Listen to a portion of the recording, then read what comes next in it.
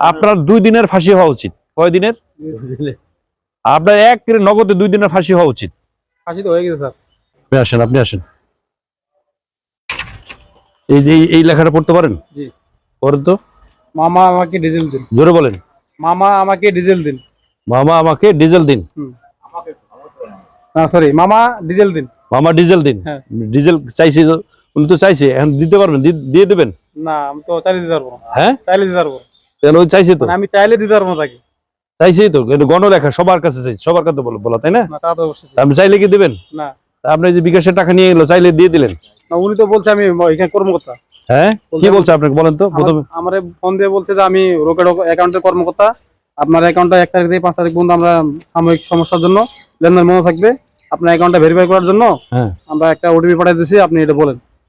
আচ্ছা, এই যে ওটিপি চাওয়া যে নিষেধ, ওটিপি চাইলে দেওয়া যায় না, এরকম কোন ভিডিও দেখছেন? যেমন কোনদিন দেখছিলেন? তা তো দেখছি অবশ্যই। দেখার পরে দিয়ে দিলেন?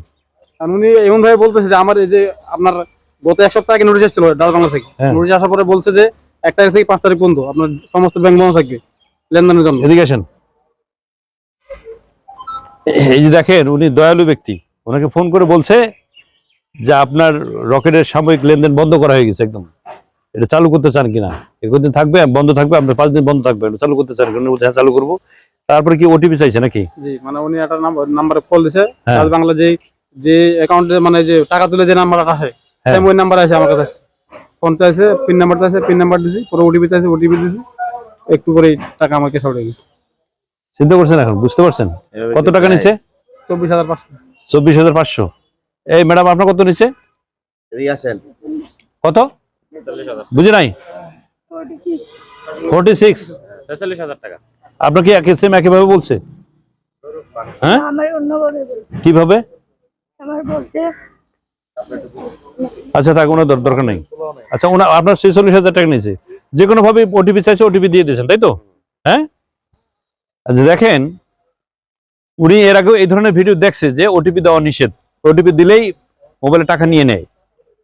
ওটিপি বলতে ওয়ান টাইম পাসওয়ার্ড, একটা পিন নাম্বার চাই, একটা পাসওয়ার্ড চাই, এটা ওনার দেবে। এটা আপনি যদি ফিডব্যাকটাকে দিয়ে দেন, আপনার মোবাইলের টাকা নিয়ে নেবে। এটা উনি দেখছে, আগে ভিডিও অনেক দেখছে, দেখার পরেও আজকে এই কাজ হয়ে গেছে। আপনার 24,000, ওনার 24,500। 29,000 না 43,000 না, মোট প্রথম নিচে মোবাইল তো নিয়েছিল 16,000। 16,000, 29,500, টোটাল 46,000 টাকা। ওটা 46,000। এখান থেকে বেরিয়ে আসার উপর কি, কোন উপায় এখান থেকে বেরিয়ে আসা যাবে? একটা উপায়, ছোট্ট একটা উপায়, সেটা হচ্ছে কেউ যদি কোনোদিন আপনার কাছে ফোন করে যে আপনার এই লেনদেন বন্ধ হয়ে গেছে, আপনার এটা চালু করতে চান কিনা, বা আমরা রকেটের লোক, আমরা নগদের লোক, আমরা বিকাশের লোক, আমরা ব্যাংকের লোক, আপনার এই সমস্যা হয়ে গেছে, এটা চালু করতে চান কিনা, তখনই বুঝতে হবে যে এটা প্রতারক। তখন ফোনটা কেটে দেবেন, কথা বলার দরকার নেই। শুধু এতটুকু কাজ, এই কাজটুকু আমরা মনে রাখতে পারি না। শুধু এতটুকু যে আমাকে মনে রাখতে হবে, কেউ আমাকে কোনোদিন ফোন করে জিজ্ঞেস করবেন যে আমার এটা সমস্যা হয়েছে আমার অ্যাকাউন্টের। আপনার সমস্যা হলে আপনিই যাবেন, আপনার সমস্যা হলে আপনি ব্যাংকে যাবেন, আপনি নগদের কাছে যাবেন, আমার এই সমস্যা হয়েছে। কিন্তু তারা কোনোদিন আপনাকে ফোন করবে না, এতটুকু মনে রাখা যায় না? শুধু উনি না, ওই ম্যাডাম না, প্রতিদিন হাজার হাজার লোকে এভাবে প্রতারিত করছে। এখান থেকে বেরিয়ে আসার একটাই পথ, শুধুমাত্র এই কথাটুকু মনে রাখা। আমি বুঝতে পারছেন? আপনার 2 দিনের ফাঁসি হওয়া উচিত। কয় দিনের? আপনার নগদে 2 দিনের ফাঁসি হওয়া উচিত। ফাঁসি তো হয়ে গেছে স্যার। টাকা নিচ্ছে 5 জন। আজকে উনি ডিউটি অফিসার, ওনার কাছে এই পর্যন্ত 5 জন আসছে। শুধু যে এখানে আসছে তা না, সারা বাংলাদেশে এইভাবে ছড়িয়ে ছিটে আছে এই প্রতারক চক্র। এখান থেকে, এই প্রতারক চক্রের হাত থেকে বাঁচার একটা উপায়, সেটা হলো আমরা একটু সতর্ক থাকবো, একটু সচেতন হয়ে যাব। কোন দিক দিয়ে সতর্ক থাকবো? যে আমাদের কাছে কেউ কোনোদিন ফোন যদি করে অ্যাকাউন্ট সংক্রান্ত, সেক্ষেত্রে আমরা ওখান থেকে থেমে যাব, আর তার সাথে কথা বলবো না। আর যদি কথা বলেন, আপনাকে বিভিন্ন ধরনের কথা বলবে। কতক্ষণ কথা বলছে? প্রায় 1 ঘন্টা, আধা ঘন্টা। প্রায় আধা ঘন্টা তার সাথে খালি কথা বলছে, বিভিন্ন ধরনের কথা বলছে।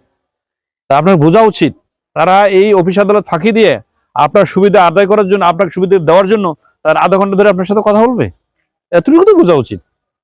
কিন্তু এখন তো বুঝতে পারছেন যে কি কারণে এটা সমাধান হয়, বুঝতে পারছেন? হ্যাঁ অবশ্যই। বলো তো কি করতে হবে? কেউ যদি ফোন করে কি করতে হবে? অবশ্যই ফোনটা কেটে দিতে হবে। যদি অফিসের কথা, লোকের অফিসের কথা বলে কেউ যদি বলে যে পিন নাম্বার দেন বা ওটিপি নাম্বার দেন, তাহলে সমস্যায় ফোন কেটে দিতে হবে। সাথে সাথে ফোন কেটে দিতে, দেখছে না, আর কিচ্ছু লাগবে না।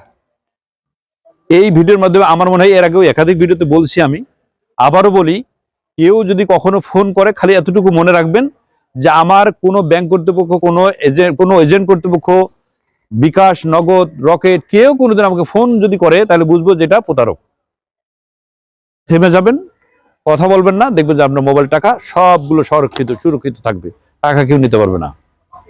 এখন আপনি এখানে জিডি করেন, একটা জিডি করার পরে জিডির দায়িত্বে যিনি থাকবেন তার সাথে সার্বক্ষণিক যোগাযোগ রাখবেন, যতটুকু সম্ভব আপনার এটা উদ্ধার করার চেষ্টা করবে, ঠিক আছে? কিন্তু জিডি ছাড়া হবে না, জিডি করতে হবে, ঠিক আছে? জিডির কোনো বিকল্প নাই। জিডি করেন একটা, ওখানে গিয়ে জিডি করেন একটা, জিডি করার পরে জমা দেন, যাকে দিবে তার সাথে কথা বলেন, প্রয়োজন আমি জমা দেন, ম্যাডাম আছে জমা দেন। এখানে জমা দেন, হ্যাঁ।